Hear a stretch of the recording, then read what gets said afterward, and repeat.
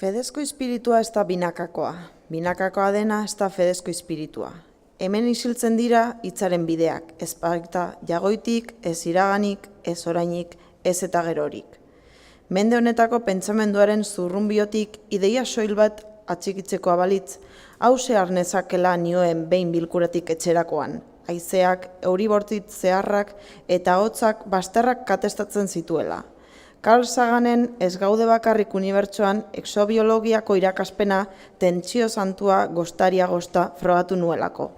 Kideetan kideena ardura etxairik zinezkoena zela marmaratzen nuen bitartean.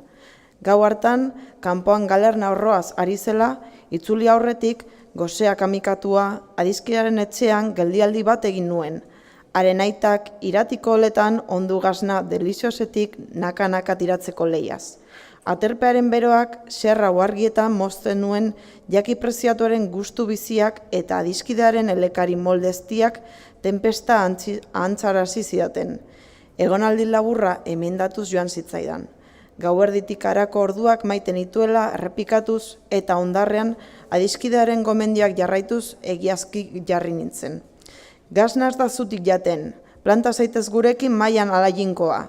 Presatua naiz, oren bata da eta jadanik eta bide luzea daukat egiteko oraino. Mintza gaitezen.